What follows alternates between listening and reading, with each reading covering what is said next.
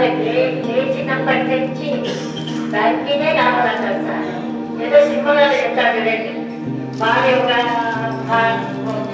ఇంట్లో భార్య ఒకటి డ్యూటీ ఒకటి. మా సార్ చిన్నవాళ్ళు ఎవరంటే బ్యాంకినే. అప్పుడు రిటైర్ కాకుండా బ్యాంకింగ్, ఇప్పుడు రిటైర్ అయినాక ఆ ఓపాలి పడిపోయినాం. ఏది మాట్లాడినా లేచినప్పటి నుంచి ఆ ఓపాలి. మానవతా స్వచ్ఛంద సేవా సంస్థ ఇన్నట్టు ఆయనకి తెలియపోతున్నాడు. ఏమన్నా ఏం చేయాలా, ఇంట్లో కూర్చోండి అంటారు. కాబట్టి నేను ఏం మాట్లాడలేదు. ఇంట్లో ఏం చేయాలని కూర్చొస్తే అందులో మనకి ఈ వయసులో ఎంజాయ్మెంట్ కావాలి. నలుగురితో మాట్లాడుతూ హ్యాపీగా ఉండాలి. మనకు అవసరం సంపాదించాలని, మనం కూడబెట్టాలని అనేది ఏం అవసరం లేదు. ఉన్నతంతో తృప్తిగా సంతోషంగా ఉండాలనుకున్నాము. అదే మేము చేస్తున్నాం. నలుగురికి సేవలు అందించాలా అనుకున్నాము. మొదట నిజంగా మా సారు నాకు ఒకటి వచ్చింది, దేవుడా ఇంటి నిజేనా ఇంట్లో ఉన్నారు ప్రశాంతంగా ఉంటారులే అనుకున్నాను. కానీ మళ్ళా నాకే ఆయనే దేవుడు చెప్పాడు, ఇక్కడే ఉంటావు నువ్వు, రేపటి నుంచి మళ్ళా మీకు సేవా కార్యక్రమాలు ఉంటాయి అన్నాడు. ఆ వర్షం కళాశాల మేళం నుంచి మాకు తీసుకొచ్చింది. మానవతా స్వచ్ఛంద సేవా సంస్థలో జనరల్గా మేళంగా చేర్చుకున్నారు. ఆ వెంటనే ఇక్కడ అవోపాలు కూడా జనరల్గా నాకు చాలా సంతోషం. మమ్మల్ని దేవుడు ఈ విధంగా సేవా కార్యక్రమాల్లో ఉండాలని. నేను కూడా సేవా కార్యక్రమంలో అవోప మహిళా విభాగంలో సెక్రటరీ గాను, మానవతా స్వచ్ఛంద సేవా సంస్థలో ఈసీ మెంబర్ గాను పనిచేస్తున్నాను. సత్యనారాయణ స్వామిలో కూడా నేను మాతృశ్రీ జయశ్రీ పదవుల్లో మెంబర్గా ఉన్నాను.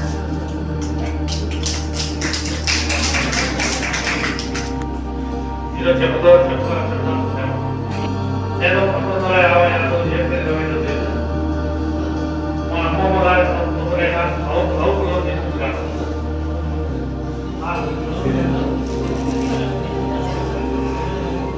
అక్కడ ఆ అమ్మమ్మ అక్కడ అవులోనే 7th క్లాస్ చదువుకున్నాను. 7th క్లాస్ చదివేటప్పుడు మా అమ్మ చనిపోయింది.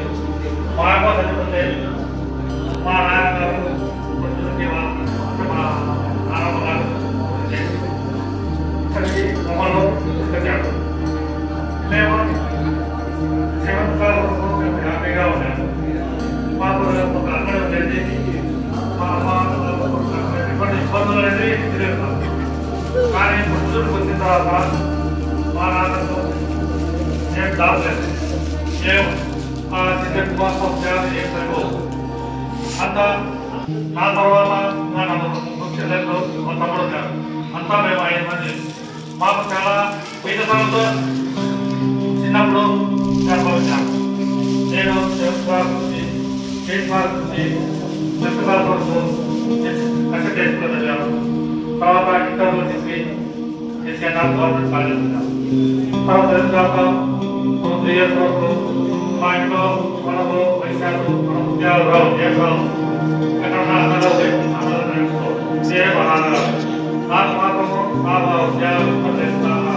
ఆ వ్యాపారాలు చేయలేను, మోసాలు చేయలేను. నాకు వద్దు, ఉద్యోగమే కావాలని ఇట్లా పట్టుదలతో రాయలసీమ కావడానికి నాకు ఉద్యోగం వచ్చింది. ఆ ఉద్యోగం వచ్చినప్పుడు మా నాన్నగారికి క్లాస్ కాలేజీ పరిస్థితులు అప్పుడు నా ఉద్యోగంలో వచ్చే ఆదాయంతో మా ఇంట్లో గడిపేది. జీతం తెలుసుకోవడానికి ఇంటికి డబ్బులు పంపించేవాళ్ళు. ఇట్లా చేస్తూ మా కుటుంబాలు మాకు దేవుడు ఏ కాలంలో ఏది అవసరమో అది ఇస్తా పోయాడు. నాకు అప్పుడు ఆ ఉద్యోగం లేకపోతే కుటుంబమే చాలా కష్టం. నేను ఫస్ట్ దోసుకోవడంలో నా అపాయింట్మెంట్ వచ్చింది. నా అపాయింట్మెంట్ ఫస్ట్ డిసెంబర్ 1985. నేను ఆ బ్రాంచ్కి పోతానే నేను కూర్చున్నాను. అప్పుడు రాజేశ్వరరావు గారు ఆ బ్రాంచ్ నుంచి ఎస్బీఐకి ఉద్యోగం వస్తే ఆయన అక్కడి నుంచి ఎస్బీఐ తీసుకెళ్ళాను. నేను పుదుటూరులో పోయి వచ్చినాడు, నన్ను అక్కడ అనేవాడు. నేను అక్కడ 4% ఎదురు కాలంగా అనుమతి వెళ్ళిపోయినాడు. అక్కడ 3 years పనిచేశాను. అక్కడి నుంచి మళ్ళా మన కల్లూరు బ్రాంచ్కి మనం బాగా వేశారు. కల్లూరు బ్రాంచ్లో అప్పుడు 1984లో నాకు అప్పుడు పెళ్ళైంది. ఆ పెళ్ళైపోయిన కల్లూరు బ్రాంచ్కి ట్రాన్స్ఫర్ చేశాను. ఆ కల్లూరు బ్రాంచ్లో నేను 3 years ఉన్నాను. ప్రమోషన్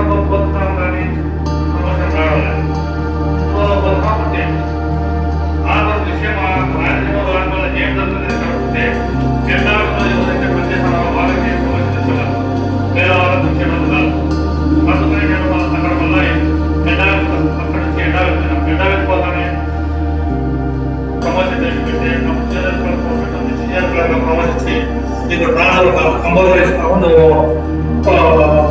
వెళ్ళాల్సి చేయాలి. అప్పుడు నేను ఏం చేయాలో లేదు, ప్రమోషన్ కంపల్సరీ. అప్పుడు ఇంకా ఏరియా స్థాపించాను. ఏరియా కొత్తగా స్కిల్ మేనేజర్ ప్రమోషన్ ఇచ్చి వాళ్ళ ఏరియా పెట్టించాను. ఆ ఏరియాలో నన్ను వేస్తాను. నన్ను వేస్తాక 7 years ఏరియాలో చేయడం పనిచేసాను. తర్వాత మైలవరంలో పనిచేసాను, పెద్ద బస్సులో పనిచేసాను, పెద్ద ప్రజలు పనిచేసాను. తర్వాత పెద్ద ప్రజల్లో పనిచేసినప్పుడు నాకు ఆఫీసర్గా ప్రమోషన్. ఆ ఆఫీసర్లకు కంపల్సరీ అప్పుడు 3 బ్యాంకులు వినియోగమైనటువంటి కంపల్సరీ అనంతపురం బ్యాంకు ఏరియాలకు పోవాలన్నారు.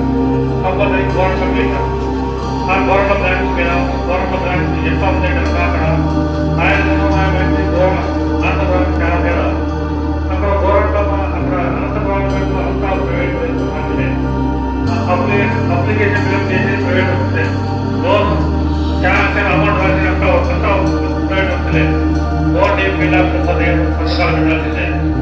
ఇట్లా పరిస్థితులు ఉంటాయి. ఆ పరిస్థితులకు ఏం చేయాలో మాట్లాడుతున్నాము. కొత్తగా వచ్చినాం, ఇట్లా పరిస్థితులు ఉన్నాయి అని చెప్పి మేము ఫ్యామిలీ షిఫ్ట్ చేయలేదు కాబట్టి నేను ఉదయం 8-9 బ్యాంకుకి పెట్టండి. బ్యాంకులో ఏమేమి జరుగుతున్నాయి ఏమి మొత్తం కులాంకషంగా అబ్జర్వ్ చేసి వాళ్ళ మీడియాటర్లను మొత్తం చెప్పలేదు. మీడియాటర్ ఒకటి ఏదో కొట్టాలి. ఇప్పుడు ఏం చేయాలి? నేను గారు కర్నూలు తెచ్చాడు. ఆయన అప్పుడు ఇద్దరు ఆలోచించి ఇదంతా మనం వీళ్ళతో ఎంత పోయినామంటే మనకు కష్టాలు ఇవ్వాలి. మనం తెలుస్తూ ఎవరైతే గలాటలు చేస్తున్నారో అప్పటి వాళ్ళు స్నేహం చేశాం. స్నేహం చేసి వాళ్ళు వాళ్ళ దగ్గరికి వచ్చేది కాదు. వాళ్ళు ఏదో రిక్వెస్ట్ చేసినాం, మేము శాంక్షన్ చేసేది. ఆ విజయవాడలో విషయాలపై కష్టం కాబట్టి వాళ్ళు అప్లికేషన్ ఫిల్అప్ చేసేంతవరకే వాళ్ళు పని చేసినాం. తర్వాత లోన్ శాంక్షన్ ఎంత ఏమి కట్టాలో ఏమి మేము మొత్తం నేర్చుకున్నాం. అక్కడ గడుపులు ఎట్లా ఉన్నట్టు 5 కానీ క్యాష్ లో వెళ్ళిపోయాం. ఇప్పుడు కంప్యూటర్ అయ్యేది.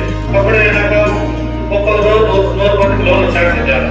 100 మందికి లోన్ శాంక్షన్ చేసినప్పుడు లోన్ శాంక్షన్ ఒకరు లోన్ కంప్లీట్ చేయాలా, ఒక కాంట్రాక్ట్ చేయాలి. వీళ్ళేమో ఉండమంటారు. సరే మేము ఏం చేస్తాం, అక్కడ సిస్టమ్ ఏంటంటే లోన్ కట్టదు. మనం లోన్ అమౌంట్ ఎంత కట్టాలో మేము రాసేయాలి. లోన్ అమౌంట్ శాంక్షన్ చేయాలి. రెండు కంట్రీలు పంపిస్తే క్యాషియర్ లోన్ అతనికి డబ్బులు రివర్స్ వస్తాయి. మనం కట్టాలని డిసైడ్ చేసి వాళ్ళు చెప్తే అక్కడ ఆ సిస్టమ్ మేము కొంచెం తీసుకోవాలంటే ఇక్కడ సిస్టమ్ అక్కడ సిస్టమ్ చాలా బాగా ఇక్కడ లోన్ లోన్ అక్కడ లోన్